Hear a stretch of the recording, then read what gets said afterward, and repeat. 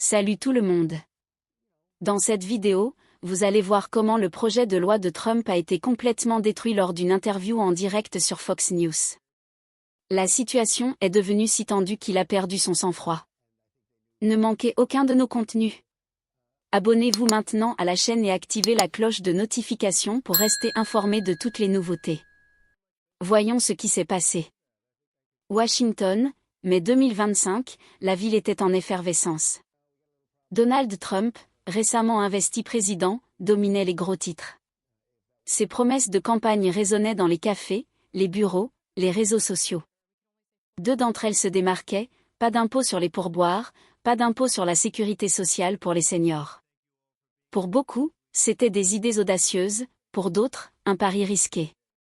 Au centre de tout cela se trouvait le Big Beautiful Bill, un projet de loi censé transformer l'Amérique. Lila, serveuse de 25 ans, entendit parler de la proposition de supprimer les impôts sur les pourboires en nettoyant des tables dans un dîner de l'Ohio. Ce serait génial, pensa-t-elle, ces pourboires payaient son loyer. Mais à la radio, des analystes avertissaient, retirer ces impôts coûterait des milliards au trésor public. Lila fronça les sourcils. Comment vont-ils financer ça, murmura-t-elle en prenant une commande. À Miami, le grand-père de Lila, Carlos, regardait la télévision dans sa maison de retraite. Trump apparaissait, promettant que les seniors ne paieraient plus d'impôts sur la sécurité sociale. Carlos sourit, sa retraite couvrait à peine ses factures, tout soulagement serait bienvenu. Mais un bandeau à l'écran indiquait, des coupes dans Medicaid pourraient affecter les seniors.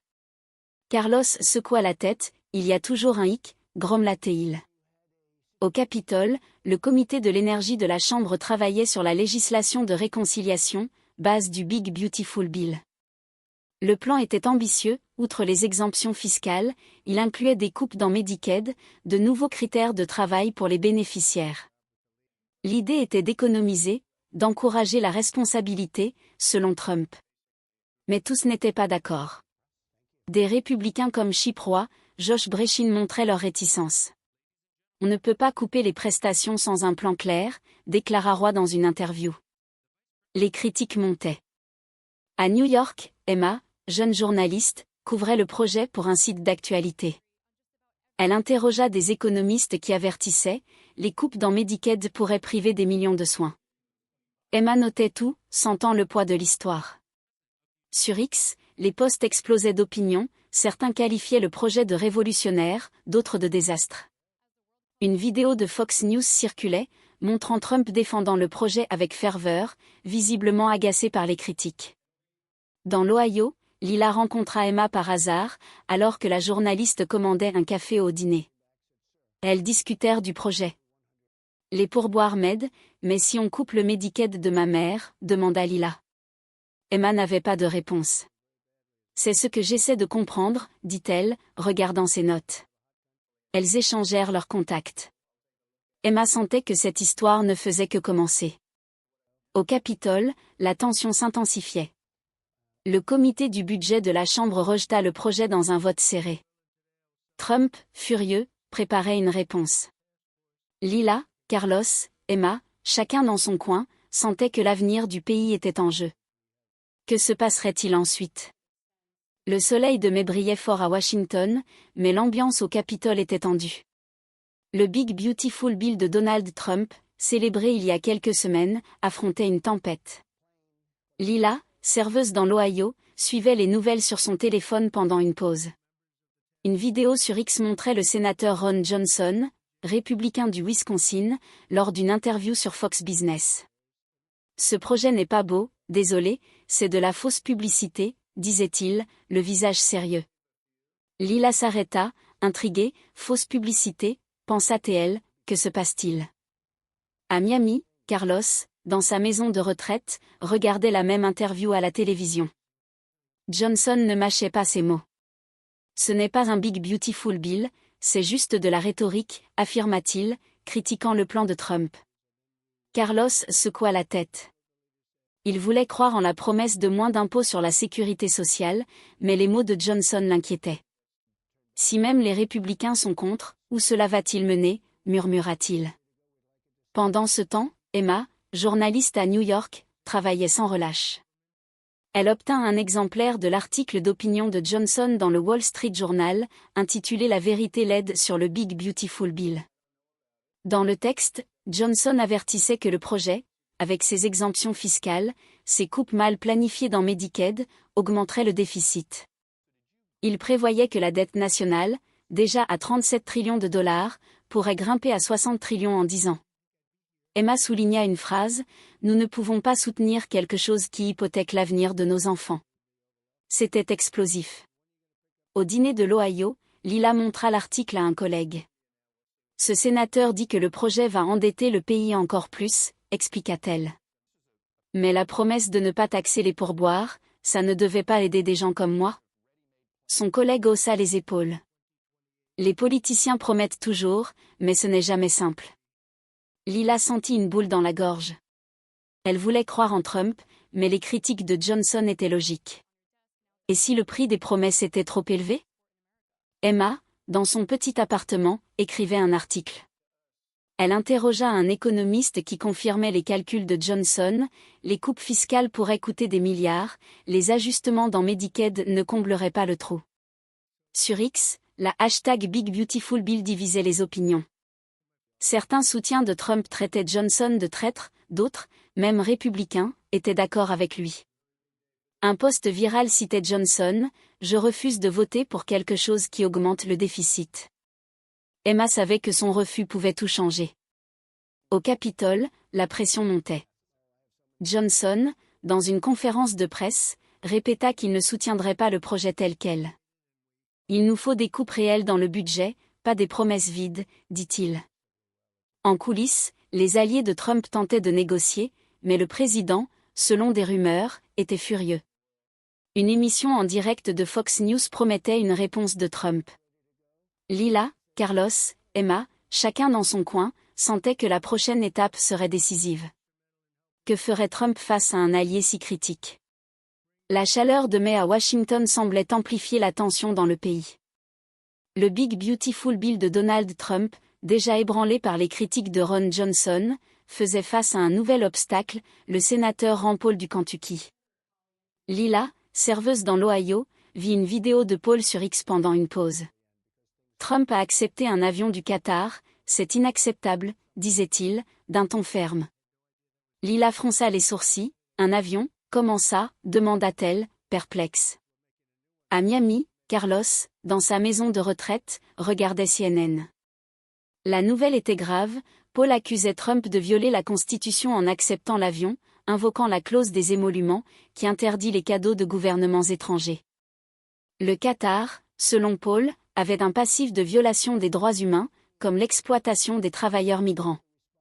Carlos secoua la tête, « Si c'est vrai, c'est sérieux », murmura-t-il, pensant aux promesses de Trump qui lui donnaient espoir. Pendant ce temps, Emma, journaliste à New York, plongeait dans les accusations. Elle trouva un article dans The Hill détaillant les critiques de Paul. Outre l'avion, il pointait un conflit d'intérêts, les États-Unis négociaient des ventes d'armes de plusieurs milliards avec le Qatar. Comment faire confiance à des décisions mêlant intérêts personnels et politique étrangère, écrivait Paul sur X. Emma notait tout, l'histoire devenait plus vaste, plus complexe. Au dîner, Lila parla avec un client, un professeur retraité. Ce sénateur Paul a aussi critiqué le plafond de la dette, dit-il. Trump a approuvé une hausse de 5 trillions, où sont les coupes promises? Lila resta pensive, elle voulait l'exemption d'impôt sur les pourboires, mais les promesses de Trump semblaient fragiles. Si le gouvernement dépense autant, qui paie l'addition, demanda-t-elle, inquiète. Emma, dans son appartement, interrogea un analyste par téléphone. Il expliqua que Paul voyait la hausse du plafond de la dette comme une trahison des électeurs attendant un gouvernement économe. Trump a dit qu'il couperait les dépenses, mais son cabinet n'a pas présenté de plan clair, dit l'analyste. Sur X, les posts des soutiens de Paul qualifiaient le Big Beautiful Bill d'hypocrisie fiscale. D'autres défendaient Trump, disant que la hausse de la dette était nécessaire pour tenir des promesses comme la sécurité sociale sans impôt. Au Capitole, Rand Paul donna une conférence qui devint virale. « Je veux des coupes réelles, pas des promesses vides, et cet avion du Qatar, c'est une question d'éthique, déclara-t-il. Fox News annonça que Trump répondrait en direct ce soir-là. Lila, nettoyant des tables, sentit son estomac se nouer. Carlos, dans sa maison de retraite, ajusta ses lunettes, impatient d'entendre la réponse. Emma, son carnet ouvert, savait que chaque mot de Trump serait décisif. Le pays était divisé, le Big Beautiful Bill semblait plus fragile que jamais. Que se passerait-il ensuite? Washington, en mai 2025, ressemblait à une cocotte minute prête à exploser. Le Big Beautiful Bill de Donald Trump, déjà ciblé par des républicains comme Ron Johnson, Rand Paul, affrontait une vague de critiques démocrates. Lila, serveuse dans l'Ohio, entendit un discours à la radio en rangeant le dîner. Ce projet est un cadeau pour les milliardaires, disait la sénatrice Elizabeth Warren. Lila s'arrêta, intriguée, milliardaire, et les pourboires, pensa-t-elle, se souvenant de la promesse de Trump. À Miami, Carlos, dans sa maison de retraite, regardait MSNBC. Les démocrates dénonçaient des coupes dans Medicaid, l'Affordable Care Act, l'aide alimentaire, l'éducation. Une députée affirmait, ces coupes ne couvrent que 25% des réductions d'impôts pour les riches. Carlos fronça les sourcils, il dépendait de Medicaid pour ses médicaments. S'il coupe ça, que vais-je faire, murmura-t-il, sentant une oppression. Emma, journaliste à New York, travaillait sans relâche. Elle obtint un rapport du Congressional Budget Office prévoyant une hausse de 4 trillions de dollars de la dette nationale à cause du projet. Pire, le CBO estimait que 13,5 millions d'Américains perdraient leur couverture santé avec les coupes dans Medicaid, l'Affordable Care Act. Emma nota les chiffres, choquée, c'est une crise, pensa-t-elle, vérifiant les posts sur X. L'un d'eux citait une enquête, 81% des Américains s'opposaient à couper Medicaid pour financer des réductions d'impôts pour les riches. Au dîner, Lila parla avec une cliente, une infirmière nommée Anna. S'ils coupent Medicaid, mes patients vont souffrir, dit Anna, et pourquoi? Pour que les milliardaires paient moins d'impôts. Lila secoua la tête, la promesse de ne pas taxer les pourboires semblait dérisoire face à cela. Je voulais juste un peu d'aide pour mes factures, pas comme ça, avoua-t-elle. Anna acquiesça, ce projet n'est pas pour nous. Emma interrogea un économique par vidéoconférence. Il expliqua que les réductions d'impôts pour les plus riches coûteraient bien plus que ce que le gouvernement pourrait économiser sur les programmes sociaux. C'est une simple question de maths, la dette va exploser, dit-il. Sur X, des démocrates comme Bernie Sanders qualifiaient le projet de vol éhonté. Les soutiens de Trump contre-attaquaient, affirmant que les coupes fiscales stimuleraient l'économie. Emma savait que la vérité était dans les chiffres, il ne favorisait pas le Big Beautiful Bill. Au Capitole, la dirigeante démocrate Hakeem Jeffrey donna une conférence. Ce projet trahit la classe moyenne, affirma-t-elle, promettant de le combattre. Fox News annonça que Trump parlerait en direct ce soir-là, répondant aux critiques. Lila, nettoyant des tables, sentit l'anxiété monter. Carlos, dans sa maison de retraite, tenait la télécommande, attendant des réponses. Emma, son carnet rempli, savait que le discours de Trump pourrait changer la donne. Le pays était plus divisé que jamais, l'avenir du Big Beautiful Bill semblait incertain. Que dirait-il? C'était une chaude soirée de mai 2025, le pays semblait retenir son souffle. Le Big Beautiful Bill de Donald Trump, autrefois promesse d'espoir, était devenu un champ de bataille. Lila, serveuse dans l'Ohio, lut un titre sur son téléphone pendant une pause au dîner, Trump a encore menti.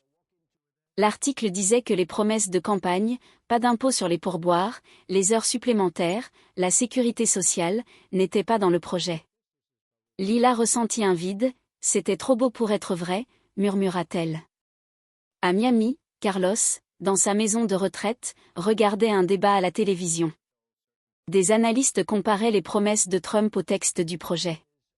Rien sur l'exemption des pourboires ou des heures supplémentaires, la sécurité sociale, toujours taxée. Il rappelait d'autres promesses non tenues, une alternative à Obamacare jamais vue, des accords commerciaux restés sur papier. Carlos serra les lèvres, toujours la même histoire, dit-il, pensant aux médicaments payés par Medicaid. Emma, journaliste à New York, plongea dans les chiffres. Elle trouva une enquête montrant que 76% des Américains s'opposaient aux coupes dans Medicaid.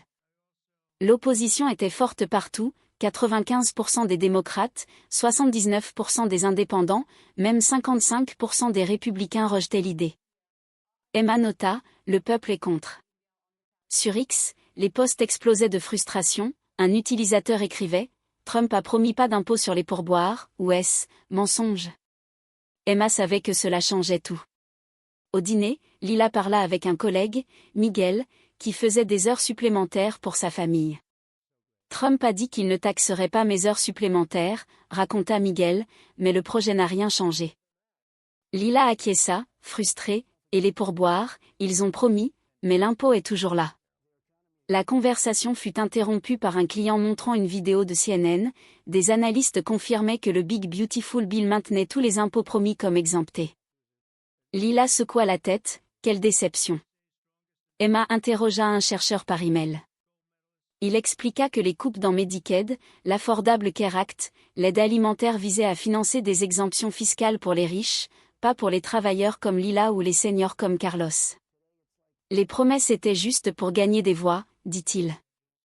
Sur X, la hashtag #TrumpMenTuAgain devenait virale, avec des mèmes, des vidéos de vieux discours de Trump. Emma ressentit le poids de l'histoire, les gens sont fatigués des promesses vides, pensa-t-elle.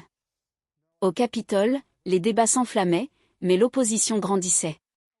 Une nouvelle voie était prévue, les démocrates promettaient de bloquer le texte. Fox News annonça que Trump parlerait en direct le lendemain soir, tentant de sauver le Big Beautiful Bill. Lila, nettoyant des tables, ressentait de la colère mêlée d'espoir. Carlos, dans sa maison de retraite, éteignit la télévision, las des promesses. Emma, son ordinateur ouvert, écrivait son prochain article, sachant que les mots de Trump seraient cruciaux. Le pays était au bord d'une décision, la vérité était claire, Trump avait encore menti. Que se passerait-il maintenant? Mais 2025 atteignit son apogée, Washington vibrait d'une énergie fiévreuse. Le Big Beautiful Bill de Donald Trump, au cœur d'un ouragan politique, faisait face à un nouvel examen, son impact économique. Lila, serveuse dans l'Ohio, vit un titre sur son téléphone, le projet de Trump pourrait faire exploser le déficit. Au dîner, elle entendit des clients discuter, plus de dettes, ça ne va pas augmenter les prix, demanda-t-elle à un collègue. La réponse fut un haussement d'épaules, Lila sentit l'avenir incertain. À Miami, Carlos, dans sa maison de retraite, regardait CNBC. Des économistes indépendants, cités par le Congressional Budget Office, estimaient que le projet ajouterait 4 à 6 trillions de dollars au déficit en 10 ans.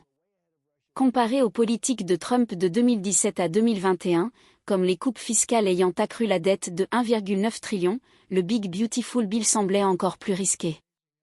Carlos fronça les sourcils, « J'ai déjà vu ça », murmura-t-il, se souvenant des promesses de prospérité non tenues. Emma, journaliste à New York, plongea dans les rapports. Elle trouva des analyses dans The Hill avertissant, les coupes fiscales, surtout pour les riches, pourraient déstabiliser les marchés financiers, les taux d'intérêt augmenteraient si le gouvernement empruntait plus pour couvrir le déficit. Sur X, un post disait, le projet peut faire grimper les taux, rendant les hypothèques, les prêts plus chers. Emma nota, sachant que cela toucherait des millions, comme Lila. Au dîner, Lila parla avec Anna, l'infirmière cliente. J'ai entendu que les riches gagneront plus avec ces coupes fiscales, dit Anna. Emma, présente pour des interviews, confirma, les 1% les plus riches pourraient recevoir 60% des avantages fiscaux, la classe moyenne gagne presque rien. Lila s'indigna, et les pourboires, c'était censé aider des gens comme moi. La promesse semblait désormais une illusion. Emma interrogea un économiste par téléphone. Il expliqua que les familles à faible revenu, comme celle de Lila, pourraient voir un léger soulagement fiscal, tandis que les plus pauvres, sans revenus imposables, n'auraient rien. Les milliardaires, eux, économiseraient des millions. Comparé aux coupes de 2017, qui donnaient 48% des avantages aux 5% les plus riches, ce projet était encore plus inégal. Sur X, les posts critiquaient, encore un cadeau pour les milliardaires. Au Capitole, les débats s'intensifiaient. Les analystes avertissaient que la hausse du déficit pourrait freiner la croissance économique, comme après 2017, quand les recettes fiscales chutèrent. Les marchés financiers montraient déjà des signes de nervosité, avec des prévisions de taux plus élevés. Carlos, suivant les nouvelles, s'inquiétait du coût de la vie. Lila, au dîner, craignait pour les prix. Emma, rédigeant son article, savait que la pression pesait sur Trump. Fox News annonça un discours de Trump ce soir-là. Saurait-il sauver le projet? Tous attendaient. En mai 2025, les rues de Washington bouillonnaient. Le Big Beautiful Bill de Donald Trump, avec ses coupes dans Medicaid, enflammait le pays. Lila, serveuse dans l'Ohio, vit à la télévision une foule protestant devant le Capitole, tenant des pancartes « Sauvez Medicaid ». Elle rejoignit une petite manifestation locale, criant avec d'autres travailleurs « Si on coupe Medicaid, ma mère n'aura plus de médicaments », s'exclama-t-elle, le cœur battant. À Miami, Carlos, dans sa maison de retraite, suivait les nouvelles. Des organisations comme Family USA lançaient des campagnes, avec des publicités montrant des familles dépendant de Medicaid. Une vidéo virale sur X montrait une mère célibataire, sans Medicaid, « Mon fils ne pourrait pas être soigné, comment payer ?» Carlos pensa à son propre traitement, « Ces gens sont comme moi », murmura-t-il, les yeux humides. Emma, journaliste à New York, couvrait la mobilisation. Sur X, la hashtag #SaveMedicaid dominait, avec des milliers de posts dénonçant le projet. Un utilisateur écrivait « Trump a promis d'aider les travailleurs, mais il coupe notre santé ». Emma interrogea Anna, l'amie infirmière de Lila, « Mes patients vont souffrir, ce projet est cruel », dit-elle. L'histoire d'Anna, publiée, toucha les lecteurs, devint virale sur les réseaux. Des groupes de défense, comme Protector Care, organisaient des stratégies, envoyant des emails de masse, demandant aux citoyens d'appeler les législateurs indécis. Emma suivit un événement dans l'Ohio, où des activistes formaient des volontaires pour approcher les députés. « Il faut montrer que le peuple est contre », disait une organisatrice. Lila, présente, apprit à écrire des lettres à son sénateur. « Je n'ai jamais fait ça, mais maintenant c'est personnel », confia-t-elle à Emma. Les sondages reflétaient la colère. Une enquête CNN montrait que l'approbation de Trump tombait à 38%, 76% des Américains contre les coupes dans Medicaid. Même les républicains hésitaient, sous la pression des électeurs. Sur X, un post disait « 55% des républicains rejettent les coupes, Trump a perdu son propre parti ». Emma nota, la mobilisation fonctionnait. Des groupes de base, comme Indivisible, organisaient des réunions dans de petites villes, convainquant les législateurs de revoir leur vote. Au dîner, Lila parla avec Miguel, son collègue. « Tu as vu les manifestations, les gens se battent », dit-elle. Miguel, dépendant de Medicaid pour son fils malade, acquiesça. « Si ça continue, le projet pourrait tomber. » Lila ressentit de l'espoir, mais aussi de la peur. Et si Trump ignorait le peuple? À Miami, Carlos écrivit une lettre à son député, chose qu'il n'avait jamais faite. « Je veux être entendu », dit-il à un ami. Emma, rédigeant son prochain article, savait que la prochaine étape serait cruciale. Fox News annonça que Trump ferait un discours en direct, tentant de calmer le pays. Lila, dans les rues de l'Ohio, tenait une pancarte.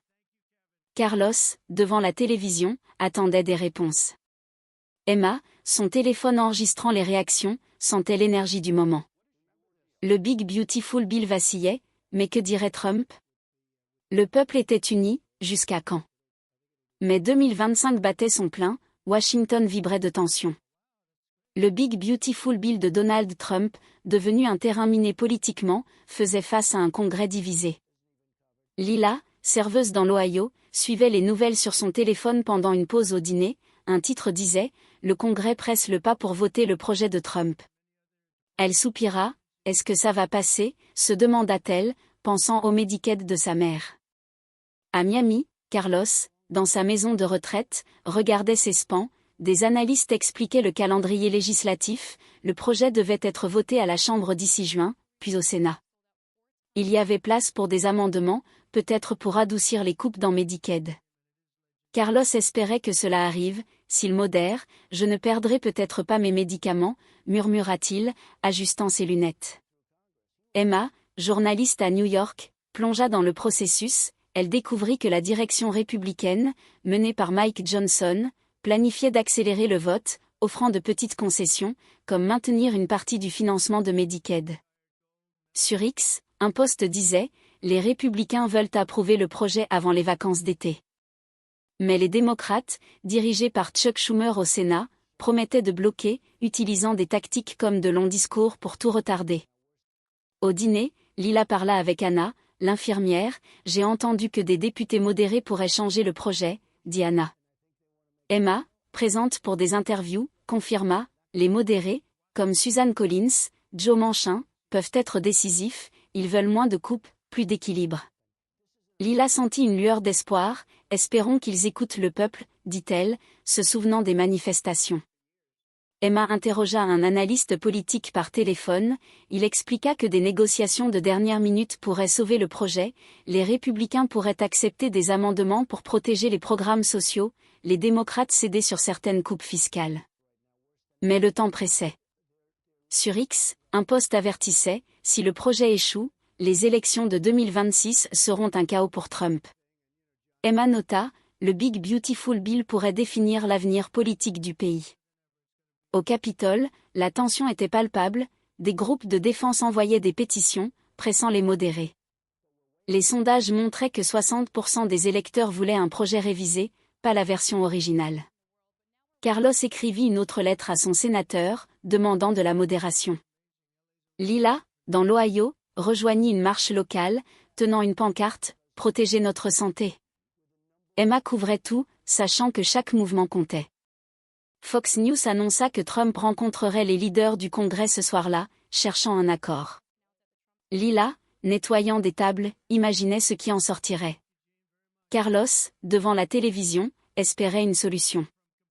Emma, son carnet plein, écrivait un article sur l'avenir du projet. Le Big Beautiful Bill tenait à un fil, les élections de mi-mandat planaient comme une ombre. Que se passerait-il dans la salle des négociations? Fin mai 2025, Washington était un volcan prêt à entrer en éruption. Le Big Beautiful Bill de Donald Trump, au bord de l'effondrement, dépendait d'une réunion cruciale avec les leaders du Congrès.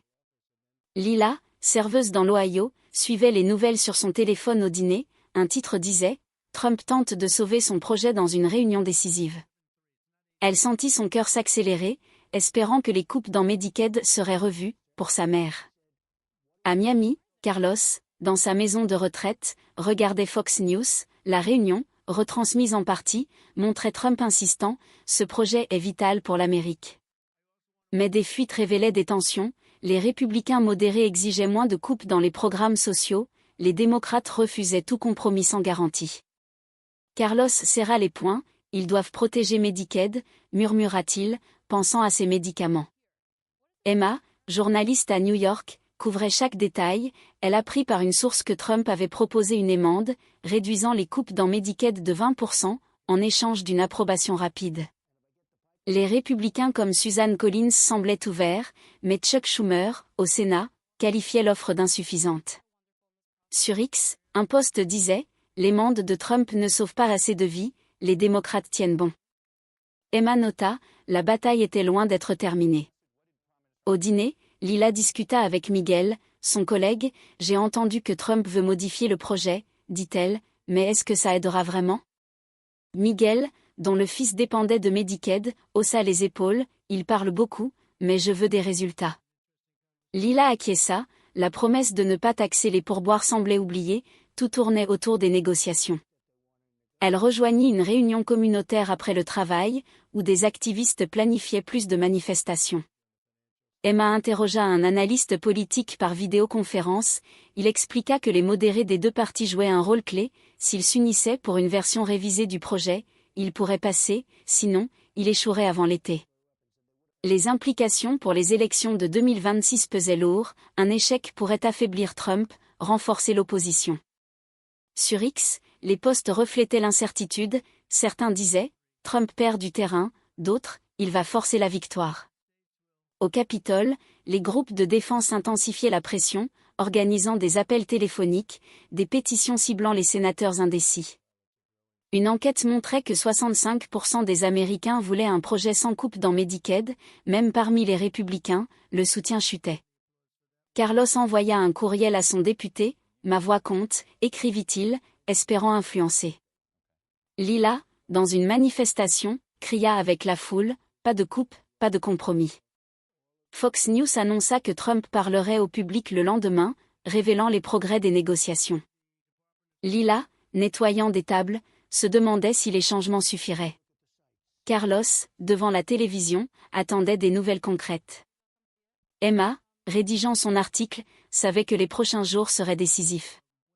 Le Big Beautiful Bill, transformé par la pression populaire, restait en suspens, le pays retenait son souffle. Quelle serait la prochaine étape? Mais 2025 touchait à sa fin, Washington vibrait d'une tension électrique. Le Big Beautiful Bill de Donald Trump, suspendu à un fil après des négociations ardues, attendait le discours décisif du président. Lila, serveuse dans l'Ohio, regardait la retransmission sur son téléphone au dîner. Trump apparut à l'écran, promettant « Ce projet, même modifié, changera l'Amérique pour le mieux ». Lila fronça les sourcils, espérant des nouvelles sur Medicaid, mais doutant de ses mots. À Miami, Carlos, dans sa maison de retraite, suivait l'allocution sur Fox News. Trump annonça une amende, réduisant les coupes dans Medicaid, augmentant légèrement les fonds pour l'éducation. Mais il insista, les réductions fiscales pour les entreprises restaient essentielles. Carlos secoua la tête, il parle beaucoup, mais est-ce assez pour protéger mes soins, murmura-t-il, inquiet pour son avenir. Emma, journaliste à New York, analysait chaque phrase. Elle nota que Trump évitait de mentionner les pourboires, les heures supplémentaires, promesses oubliées de sa campagne. Sur X, les réactions fusaient. Un post disait « Trump fait des compromis, mais les riches gagnent toujours ». D'autres saluaient l'amende, voyant un espoir pour Medicaid. Emma contacta un analyste, il expliqua « L'amende est un pas, mais les démocrates veulent plus, les modérés hésitent encore ». Au dîner, Lila discuta avec Anna, l'infirmière. « Il a parlé de moins couper Medicaid, mais je ne fais pas confiance, » dit Lila. Anna acquiesça, « Mes patients ont besoin de certitude, pas de demi-mesure ». Lila participa à une réunion communautaire après son service, où des activistes planifiaient une nouvelle vague de pression. « Nous devons pousser les sénateurs à améliorer ce projet », déclara une organisatrice. Lila s'inscrivit pour appeler des législateurs. Emma interrogea un politologue par courriel, il souligna que le Congrès était divisé, les républicains tentaient de rallier les modérés avec des concessions, mais les démocrates, menés par Schumer, préparaient une obstruction au Sénat, exigeant des garanties pour l'Affordable Care Act. Une enquête révélait que 62% des Américains soutenaient un projet révisé, mais seulement 35% approuvaient Trump. Sur X, un post viral disait « Le Big Beautiful Bill est un chaos », les élections de 2026 approchent. Au Capitole, la pression montait, des groupes comme Protector Care organisaient des manifestations devant les bureaux des sénateurs indécis, brandissant des pancartes « Sauvez notre santé ». Carlos envoya une autre lettre à son député, « Ma vie dépend de Medicaid », écrivit-il, espérant un impact. Lila, dans l'Ohio, rejoignit une marche, criant avec des centaines, « Nous voulons des soins, pas des promesses ». Emma couvrait l'événement, son article capturant la colère, l'espoir du peuple. Fox News rapporta que le vote au Sénat était prévu dans quelques jours, mais les chances d'approbation restaient incertaines. Lila, nettoyant des tables, se demandait si la voix du peuple serait entendue. Carlos, devant la télévision, priait pour un projet équitable. Emma, rédigeant son prochain article, savait que l'issue du vote redessinerait la politique américaine. Le Big Beautiful Bill vacillait, l'avenir du pays était en jeu. Quel serait le verdict? Fin mai 2025, Washington était au bord du précipice. Le Big Beautiful Bill de Donald Trump, après des mois de controverse, approchait du vote décisif au Sénat. Lila, serveuse dans l'Ohio, suivait les nouvelles sur son téléphone au dîner. Un titre annonçait « Le Sénat vote demain, l'avenir du projet de Trump en jeu ». Elle sentit une boule dans la gorge, pensant au Medicaid de sa mère, espérant que les sénateurs écouteraient le peuple. À Miami, Carlos, dans sa maison de retraite, regardait CNN, les analystes discutaient des derniers développements, des modérés comme Susan Collins, Joe Manchin négociait des ajustements de dernière minute, augmentant les fonds pour Medicaid, réduisant légèrement les coupes dans l'Affordable Care Act. Mais les démocrates insistaient, ce n'est pas assez. Carlos murmura, ils doivent faire plus, mes soins sont en danger, serrant la télécommande. Emma, journaliste à New York, couvrait la frénésie, elle apprit que les républicains, sous pression, avaient accepté une amende renforçant l'aide alimentaire, mais les réductions fiscales pour les riches restaient intactes. Sur X, un post disait « Les modérés plient, mais les milliardaires gagnent encore ». Les réactions variaient, certains voyaient un progrès, d'autres dénonçaient une trahison. Emma contacta un analyste, il expliqua « Le vote sera serré, 2 ou 3 sénateurs indécis décideront tout ». Au dîner, Lila parla avec Miguel, son collègue, ils disent que le projet est meilleur maintenant, mais je ne vois rien pour les pourboires, dit-elle. Miguel, inquiet pour son fils sous Medicaid, acquiesça, il joue avec nos vies, j'espère que le Sénat bloquera ça. Lila participa à une manifestation nocturne, des centaines criaient « Protégez notre santé, pas les riches ». Elle sentit l'énergie collective, mais aussi la peur d'un échec. Emma interrogea une activiste de Protector Care par téléphone, elle révéla que les groupes de défense ciblaient les sénateurs indécis avec des appels, des courriels, des protestations devant leurs bureaux.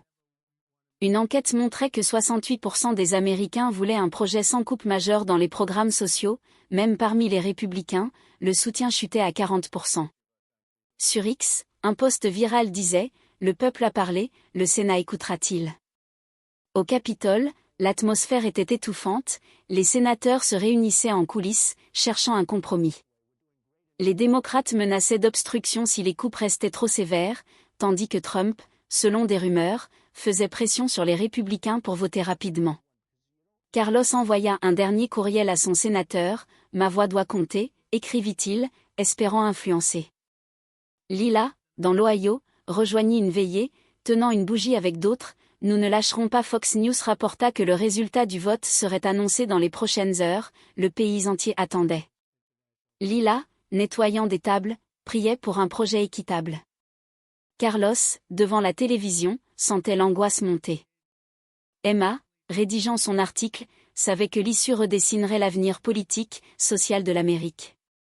Le Big Beautiful Bill, transformé mais toujours controversé, tenait le destin de millions. Quel serait le résultat? Et c'est ainsi que le projet de loi de Trump a été complètement détruit en direct sur Fox News, le rendant si nerveux qu'il a perdu son sang-froid. Qu'avez-vous pensé de cette situation? Si vous avez aimé cette vidéo, n'oubliez pas de laisser votre commentaire ci-dessous. Votre opinion est très importante pour nous.